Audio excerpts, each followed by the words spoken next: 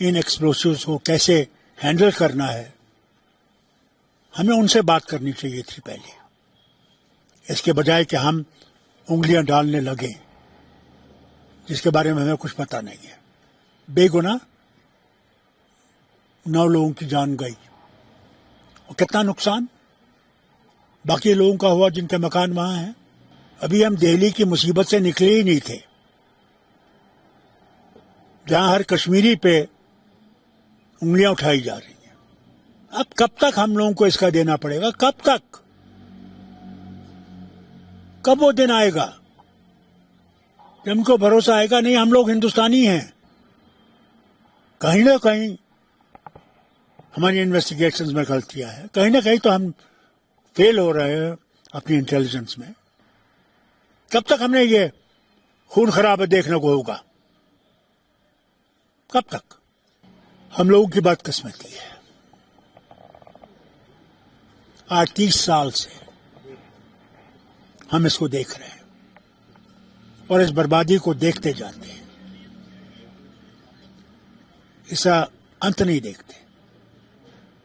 جب امن کی ہوا آنے لگتی ہے، ابھی وہ ہوا پہنچی نہیں ہوتی ہے کہ بربادی کی ہوا پہلے پہنچ جاتی ہے۔ کیا امیدیں تھیں؟ پلوامہ ہوا، اس کے بعد پہلگام ہوا، اس کے بعد اب دہلی ہوئی۔ اللہ جانے آگے کیا ہوگا۔ نوگام انسیڈنٹ کو کس طرح دیکھ رہے ہیں آپ؟ پولیس تھانے میں 300 کلو کا RDX ہونا اور آپ کے ٹائم میں اس کی فورنسک لیب انویسٹیگیشن ہونا۔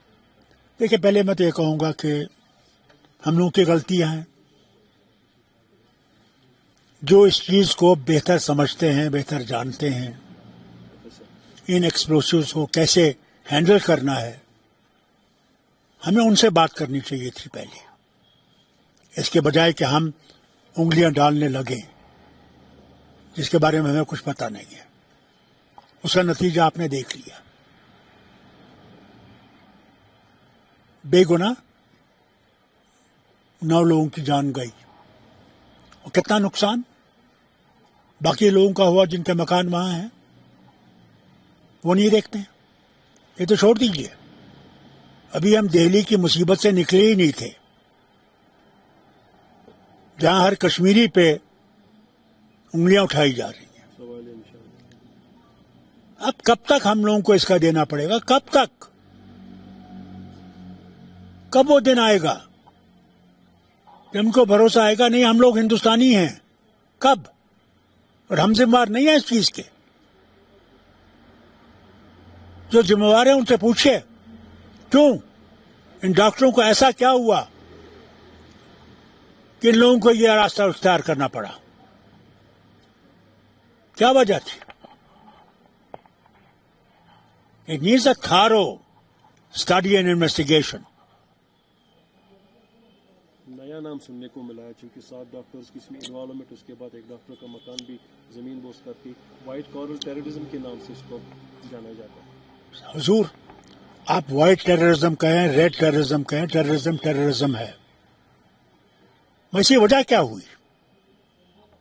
کیا وجہ ہے کہ ان لوگوں کو اتنا بڑا فیصلہ کرنا پڑا کہ اپنی جان بھی دینی پڑی اور اتنا بڑا ایکسپلوژن کر کے بے گناہوں کو مارنا پڑا؟ کیا وجہ ہے؟ اور یہی صرف نہیں ہے، ہمارے کتنے بچوں کو آج مصیبتوں کا سامنا کرنا پڑ رہا ہے، وہ گھروں سے نکالا جا رہا ہے، ان کا قصور نہیں ہے، وہ نہیں جانتے یہ چیزیں، اسی لیے باہر پڑھ رہے ہیں کہ اپنا فیوچر بنا سکیں، وطن کے ساتھ آگے بڑھ سکیں۔ مگر آج ہر کشمیری پہ نشان ہے۔ کیا آسامی پہ ہوتا ہے جب وہاں ایکسپلوژن ہوتا ہے؟ کیا چھتیس گڑھ میں ہوتا ہے؟ کہیں تو سوال نشان سیکورٹی ایجنسیز پہ ہے، کیونکہ 300 کلو فرید آباد میں ہونا اور 3 مہینے سے بندہ وہاں رہ رہا ہے، اس کی صاحب ہر چیز میں کیا بتاؤں آپ کو، کہیں نہ کہیں हमारी इन्वेस्टिगेशंस में गलतियां हैं, कहीं ना कहीं तो हम फेल हो रहे हैं अपनी इंटेलिजेंस में, उनको तो मारना पड़ेगा। ईडी पीडी को इस्तेमाल करने के बजाय छोड़ दीजिए और ये देखिए, अपनी इंटेलिजेंस विंग को मजबूत कीजिए कि उससे हम लोग इस मुश्किल से निकल सकें। कब तक हमने ये खून खराबा देखने को होगा, कब तक? यहाँ चूंकि इलेक्टेड गवर्नमेंट है, चीफ मिनिस्टर हमारा बन चुका है जम्मू कश्मीर का, लेकिन गवर्नमेंट ऑफ इंडिया का लास्ट टाइम ये कहना कि सुप्रीम कोर्ट में जो 370 की बात हो रही है या जो रेस्ट्रिक्शन ऑफ स्टेटहुड है वो सिचुएशन देखकर बताया जाएगा, ये हालात उस पर कितना इम्पैक्ट पड़ सकते हैं? Can it is possible? मुझे ये हिंदुस्तान की हुकूमत से एक पूछना पड़ेगा, क्या हमारा फैसला फील्ड मार्शल आसिफ मुनीर साहब को करना है? क्या वो फैसला करेंगे कि हमारा स्टेटहुड कब आएगा? इसका जवाब देना मुल्क को। ये तो उनके इशारों पे चल रहे हैं, मुझे दिखता है। वो जब भी चाहेंगे ब्लास्ट करेंगे, जब चाहेंगे हमें लटकाएंगे। तो क्या मिला वतन के साथ रहकर? यही बदहाली। इलेक्टेड गवर्नमेंट को 1 साल हो गया, due to the business rules काफी हर्डल्स आ रही है। सिर्फ एक पॉजिटिव काम इस साल देखने को मिला है, शिफ्टिंग द दरबार। वो इसलिए भी करना पड़ा, अगर नहीं करते तो बीजेपी का जनाजा जम्मू में निकल जाता। बीजेपी ने कोशिश की थी कि हिंदू और मुसलमान को अलग करेगा, और उसने जम्मू को बेहद नुकसान पहुंचाया और कश्मीर को नुकसान पहुंचाया, हमारे रिश्तों को नुकसान पहुंचाया। इसे करना पड़ा। तो आने वाले टाइम में हम क्या एक्सपेक्ट कर सकते हैं, क्योंकि जो हालात करवटें ले रही है या यहाँ पर देखिए अक्रॉस द बॉर्डर, इसका देखिए मैं आपसे कहूंगा, नाउम्मीद तो कभी किसी को होना नहीं चाहिए।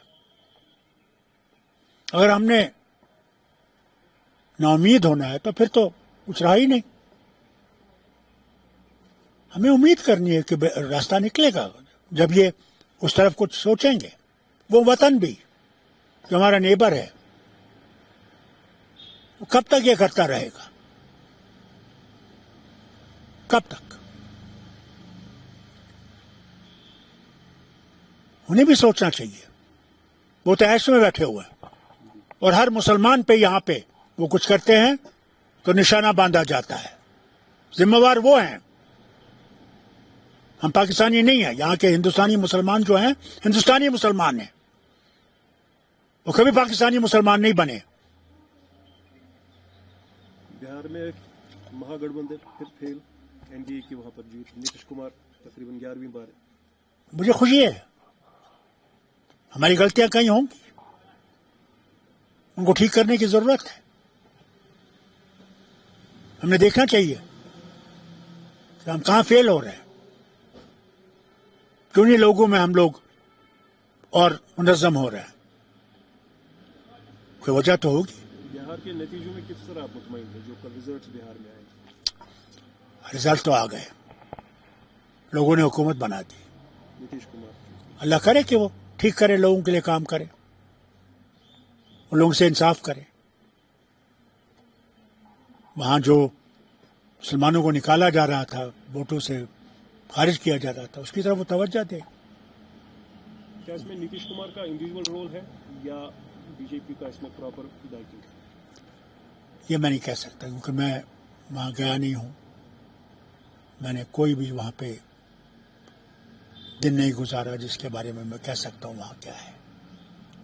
जो वहां के हैं, जो वही कह सकते हैं इसके बारे में। नेशनल कॉन्फ्रेंस को 5 दहाइयों के बाद बड़गाम में सेटबैक मिला, कल जो पीडीपी की वहां जीत हुई। देखिए, हमें खुशी होनी चाहिए, इससे इंसान सीखता है, घबराता नहीं है। हार से इंसान सीखता है, और जहां कमियां उनको ठीक करने की कोशिश करेंगे। लेकिन बड़गाम पर काफी नजरें थी नेशनल कॉन्फ्रेंस में। हर चीज पे हमारी नजरें अच्छी हैं, जम्मू पे भी हमारी नजरें अच्छी थी। نہیں. کیا بڑگام میں یہ بھی ریزن کہا جا سکتا ہے کہ جو روح اللہ کا رفٹ چل رہا ہے؟ اب یہ جماعتوں میں ہو جاتا ہے. اللہ کرے کہ روح اللہ صاحب سمجھے وہ جیتے ہیں یا ہارے ہیں. جس جماعت نے اسے زمین سے اٹھایا، منسٹر بنایا، جس جماعت نے اسے پارلیمنٹ پہنچایا، آسان نہیں ہے. اسے اس جماعت کی قدر کرنی چاہیے. آخری بات یہ اب اس تک ہے. آخری بات پوچھنا چاہوں گا، موجودہ صورتحال چاہے دلی کی بات کری، فرید آباد کی بات کری، یا آج جو یہاں سچویشن ہے، آنے والے ٹائم میں خدا نہ خواستہ پھر سے ہمیں وہ آپریشن سندور والا ماحول دکھتا ہے؟ میں امید کر رہا ہوں کہ ایسی بات نہیں ہوگی. اس سے تو کچھ نہیں نکلا، نتیجہ نہیں نکلا. ہماری 18 آدمی مارے گئے، ہماری بارڈروں پہ نقصان ہوا. اللہ کرے یہ دونوں ملک اپنے تعلقات بہتر کر سکیں، کہ وہی ایک راستہ ہے.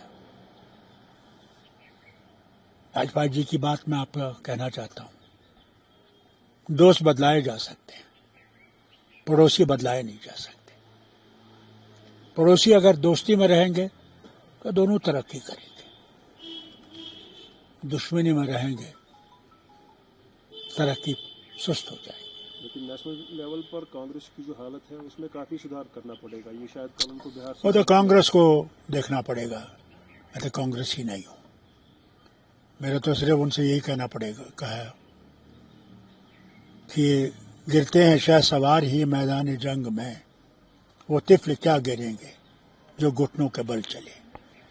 ان ہاروں سے ہمیں سبق سیکھنا چاہیے، اور جہاں ہماری غلطی ہے اس کو ٹھیک کرنے کی کوشش کرنی چاہیے. 20 دن پہلے محبوبہ مفتی نے کہا تھا اس ٹائم بڑگام کی ہسٹری بدلے گی، اور کل اس نے کہا ہم نے ہسٹری بدل ڈالی. کون سی ہسٹری بدلی؟ ایک سیٹ جیت کے بدل دی ہسٹری؟ کیا بھول گئی کن کے ساتھ بیٹھی ہوئی تھی؟ بھول گئی؟ بھول گئی کس طرح دھکا دیا اس کو؟ بھول گئی وہ کہ آج بھی انہی کے ساتھ بیٹھنا چاہتی ہیں؟ میری طرف سے میں ایک باپ کی طرف سے کہتا ہوں، پہلے یہاں کے وطن کے لوگوں کی سوچو. تم اگر یہ سمجھتی ہو کہ تم کرسی حاصل کرو گی، یہ لوگ جانتے ہیں تم نے کیا کیا ہے. پہلے اس کی پراشچت کرو اور اللہ سے مانگو صحیح راستہ. نفرت سے کچھ نہیں ملے گا. ڈاکٹر صاحب سے بات کرنے کے لیے بہت بہت شکریہ.